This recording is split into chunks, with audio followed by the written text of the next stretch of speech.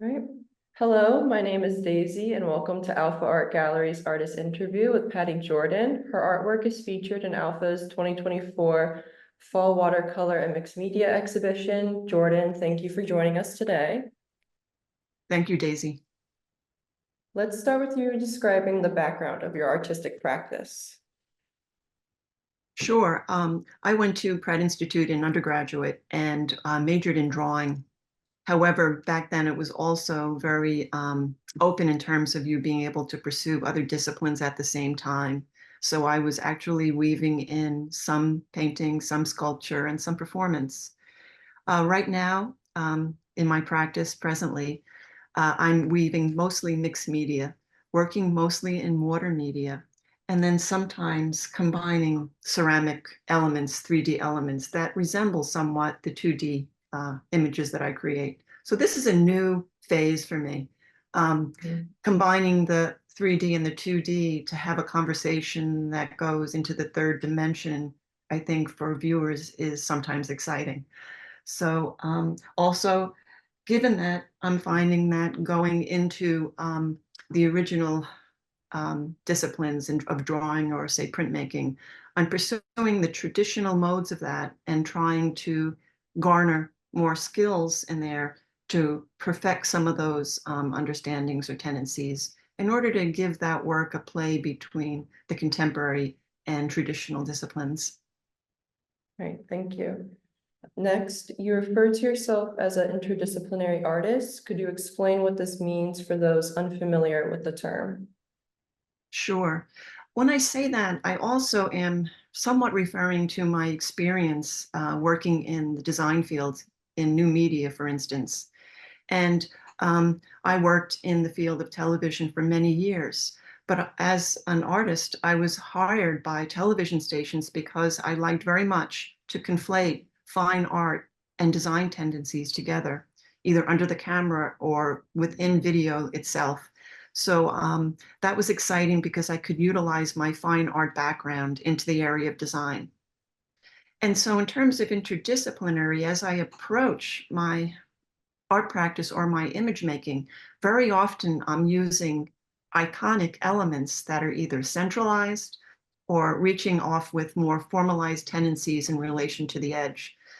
So that, for me, having worked both in design and also in fine art, I think enriched my experience.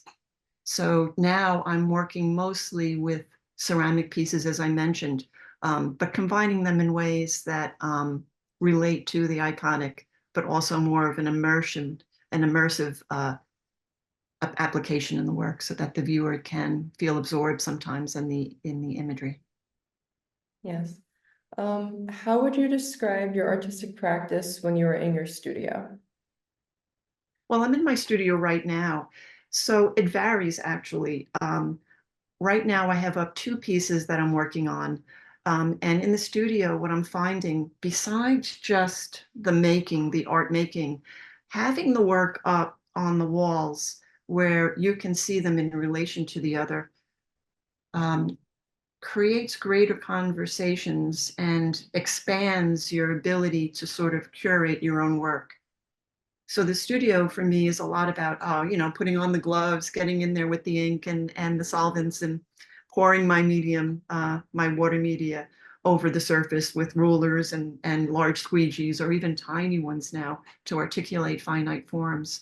But the studio is a good area for you to spend time contemplating the relationship to different pieces. And I find that it's also good to introduce mistakes because it brings larger stories, larger narratives to the work.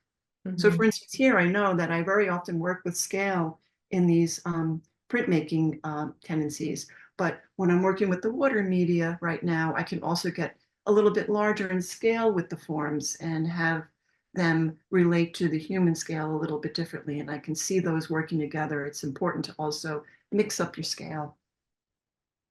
Yes. On your website, you mentioned a wet lab for some of your projects. Would you like to go into detail about this?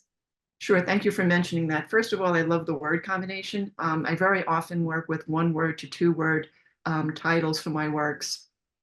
And it plays for me with a shortcut on the aspect of language, like the beginning of the formation of language for me, wet, lab, singular kind of sounds. Those syllables are monosyllabic or sometimes working with 2 or 3 syllables at a time. And the wet lab then also refers to being in process. When I was in both undergraduate and graduate school, it was really prioritized that you work with your concept through making, through the process. So materiality is also important to me. And I like to keep, in the mix with the medium, getting in there and really kind of working it out. The wet lab also refers to the idea that my content, my final imagery, also relates to the study of science. There's an element in the actual appearance of the imagery or the appearance of the forms that look like things from maybe the ocean or from the universe. So I like to play with that idea too, that these could be maybe even petri dishes. Some of them can be very small, for instance, that come out of my wet lab and relate to the idea of the petri dish making microscopic references. But then the scale can get much larger, and we can be referencing the metaverse, for instance. Our metaphysical relationship and form subjective relationships to any other of our understanding of things that we don't really know about, such as the universe. And then regarding that, it seems like a lot of your art is focusing specifically on the word culture and how that relates between the biological with animals and other organisms and the social with humans, the social growth of humans. So how does the two concepts connect for you? Well, partly we're making art of its time, and we kind of have to be in our time to be relevant to some degree. That's not necessarily just about following trends, but there's so much to be garnered from what other artists are doing and what the art world conversation is right now, and culture, let's face it, with all our concerns, relationships to each other, relationships to our social organism, what's going on in our nation, what's going on in the world, can be fit for us to understand more about our inner selves. So the idea of culture too, the microscopic, maybe the internal aspect of culture. Are you reflecting on yourself? Are you finding deeper meaning to our other animals, other life forms besides just humans? Do you take a walk on the beach and really try to figure out if the intertidal zone is safe for these animals? Can we respect that? Can we learn from that? There's so much we can also learn from the intelligence of other beings and other animals. So that's part of it. But I also think there's an aspect of self from maybe where we originated. So there's so much fodder to work with in terms of artistic process and analyses of these things. And I love the way that various artists right now, particularly from all over the world, not just in our own nation, are grappling with us understanding indigenous culture too. Who was there first? Who originated there? Have we really investigated that fully to understand how we've come to certain areas or certain nations over time? So I think there's also not only a transhistorical aspect to that culture, understanding our biological origination, but understanding the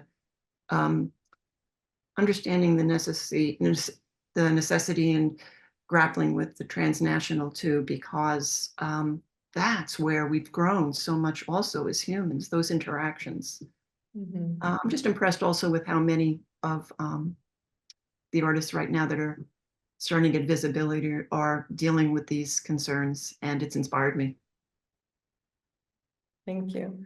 Are there any other subject matters of interest that you use for artistic inspiration? I try to go for walks in nature a lot. I think that's very important for getting out of one's own mind. The artist I find tends to focus a little bit in the melancholy.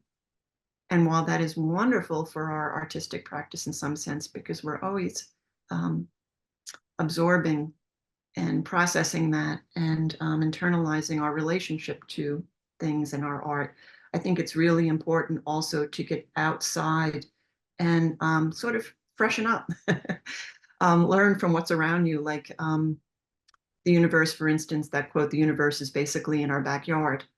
The other thing that I think it's really important for us all to do is get together in person still.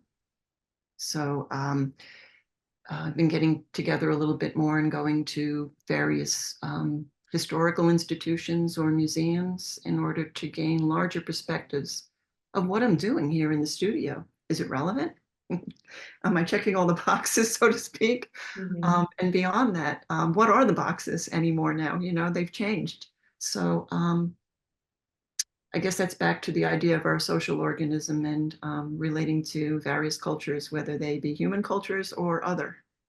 And I also like to incorporate to some degree, whether it's always apparent or not, a relationship to the work to social justice, even if it means being in shows or going to shows in alternative spaces and claiming them.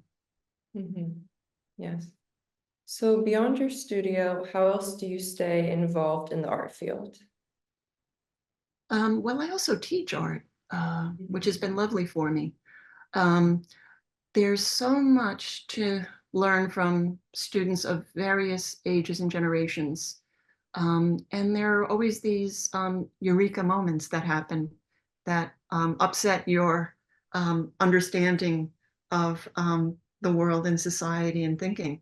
And I think when you teach, you see that students, whatever age, find a way through those spaces to show us something else. And that's important.